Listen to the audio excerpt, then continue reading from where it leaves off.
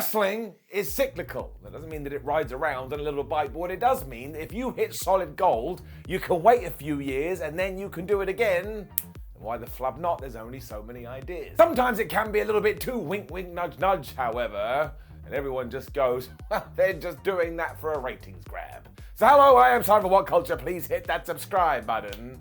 And this is 10 times WWE blatantly ripped off their own angles. Number 10, this is your life. Do you want to know a crazy fact?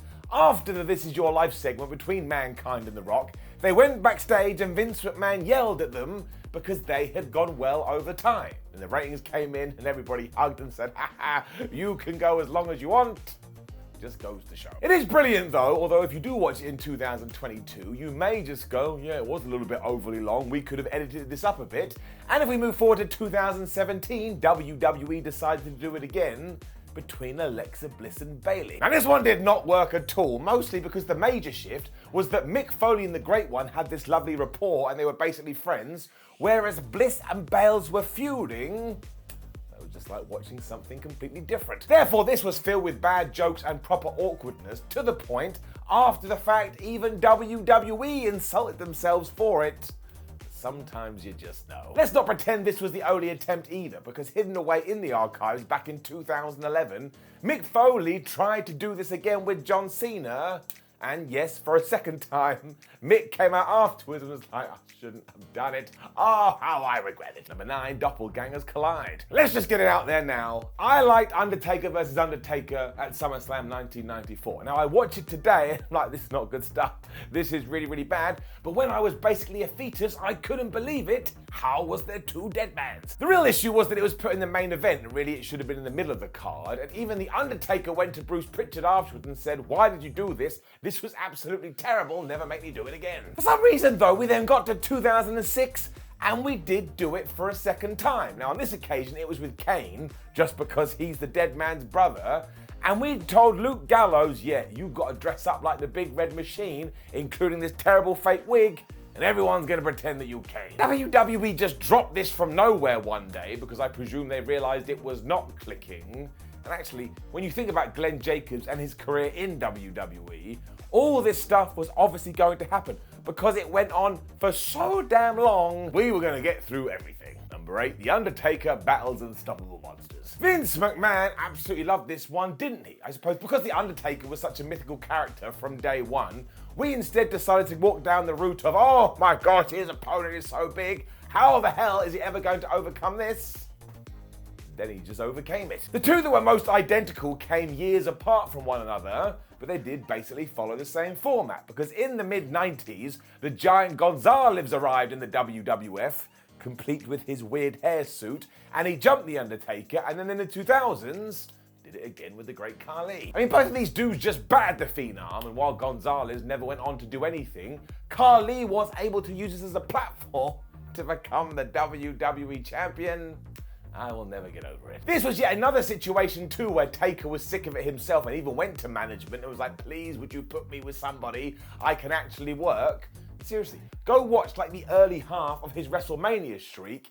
Every single match is basically this. Number 7, the Anti-American Group. The height of this has got to be in 1997 when Bret Hart formed the Hart Foundation and just blurred the line so well to the point he was super duper over in Canada, but the rest of the United States hated him. I mean, it was so successful, 5 years later we tried again, but this time it was with the Un-Americans, and the problem lies in the name. It's just too on the nose. I mean, the dudes in it were good because it was Christian, Lance Storm, and Test, and eventually they were joined by William Regal, and even though it started as the whole, we're Canadian and we hate everybody else, when Regal did join, it was more of hey-ho, the Commonwealth. The reason this never really worked though is because WWE never went whole hog with it, and also everybody in it wasn't that enthused about the gimmick, as Bruce Pritchard once told us on his podcast. So that is always going to hurt, as it did in 2015, when we had the League of Nations. Do you remember the League of Nations? Sheamus, Wade Barrett, Alberto Del Rio, and Rusev. And again, there's loads of stories out there. They all just fell out with each other behind the scenes. So ignore what I said earlier. Let's kill this idea and never have it back. Number 6, D-Generation X Dress Up. There is no two ways about it. The DX Nation of Domination parody in 1998 is just bad television. And this isn't the right thing to say. It never should have gone down, and even X-Pac agrees with that, and he was in the thing. He's also a super good dude. You just don't wear blackface though. You don't do it, and if you want to debate that, fine, but I want to meet you in the parking lot. It really did become a thing though, so months later we did it again when Generation X was mimicking the corporation, and then years later, after they were back into the fold, Shawn Michaels and Triple H did this to Vince McMahon and Shane. That one is quite fondly remembered as well because HBK Shane O'Mac's mannerisms were absolutely hilarious, but they kept on doing this time and time again before you just sat there and you were like, yeah, I know DX are going to do this. It's just what they do. And you know the deal with that. Eventually it does become the law of diminishing returns because a creative idea isn't that creative when you've done it 72,000 times. And I bet you this. Will a group do it again in the future? Yes. Number 5, arresting the babyface. I don't think anyone will ever do this as well as Steve Austin because he did make you believe he was being taken away for prison. But this is a gimmick that seems to work. There's plenty of we can talk about, but the one that really set everybody on fire was when Becky Lynch did it in 2019, and she came across as so unhinged, it was super duper to watch. And if she was trying to channel Stone Cold, fair play to her, because she absolutely nailed it. Fans loved it too, and this was quite the risk given what we were trying to copy, but seriously, go back to this period and just watch every little thing the man does. Crowd goes crazy for it. Ultimately, she just came across as cool, as Austin did too, meaning even though they were being arrested, we would be like, oh man, this is the best person I've ever seen. I mean, you could only do that in wrestling, but maybe that's where the magic lies. And before the good guy versus the authority. WWE is never going to stop trying to get another Austin versus McMahon part 2, and I can completely understand this, I get it. It was one of the most successful programs ever, so they want to try and replicate it. The problem in 2022 is that we've done it so many times, it's just boring now. And has anybody actually even got close to what Steve and Vincent did? The answer is no. I mean, it is literally like night and day. Even in 2005, we were trying this because Eric Bischoff was management and John Cena was the everyman trying to rally against it. And by the time Roman Reigns was a star, here came McMahon back again. I mean, it was so damn obvious. The real problem was that Austin had this rebellious streak that you could believe in, whereas guys like Cena and Reigns just didn't. John especially was a strange one because he came across like a goody two-shoes, and it was more likely that he would have gone to management and sat down with them and kind of vocalized his issues as opposed to putting them in a wrestling ring and kicking their ass. I mean, it's almost like when you have a brand new top guy, they should forge their own path. What do I know? Number 3, somebody steals the urn. Do you remember the Undertaker's urn? For a good while, it seemed to only exist so that other people could steal it. Yep. We also all forget that this was the source of The Undertaker's powers for a while, because Paul Bearer would hold it aloft when the dead man was in trouble, which caused the sit-up.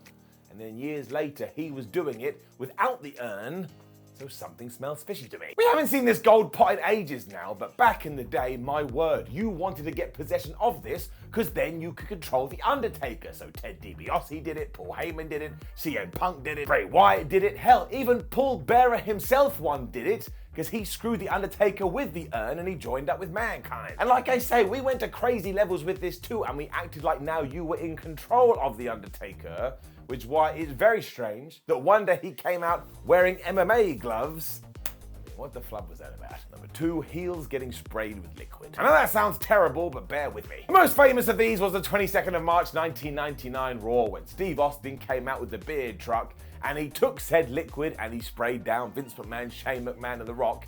And this clip is so historic and it is so famous, you still see it on TV today. It is never gonna die. It was so popular, WWE couldn't help themselves and did it 2 years later, but this time it was with Kurt Angle, who drove a milk truck to the ring.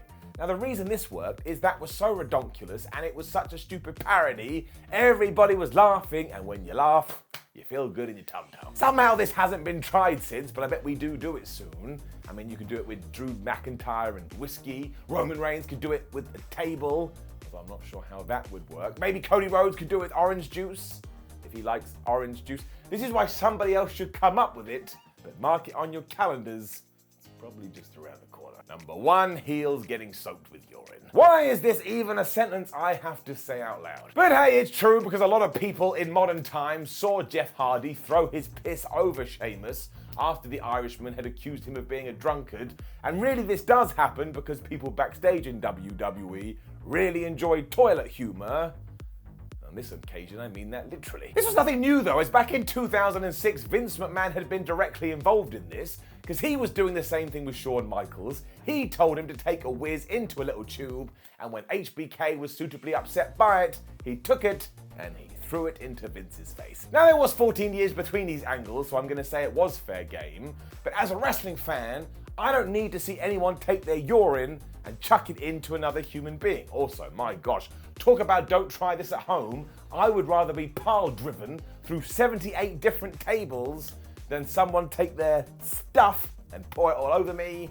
I mean, again, why are we even talking about this? Not many other times WWE blatantly ripped off their own angles. Make sure you let us know in the comments below, and don't forget to like the video, share the video, and subscribe. Then head over to whatculture.com. You can read articles like this. I know, crazy. We're on social media. Come and give us a follow. And more importantly than all of that, as you're already here on the channel, why not find another video that makes you feel pretty good and give it a click? My name is Cypher What Culture. Thank you very much for joining me as always. I'll see you the next time you click a video and I'm with it, unless you know where I live. But if that's the case, maybe I'll move. Goodbye.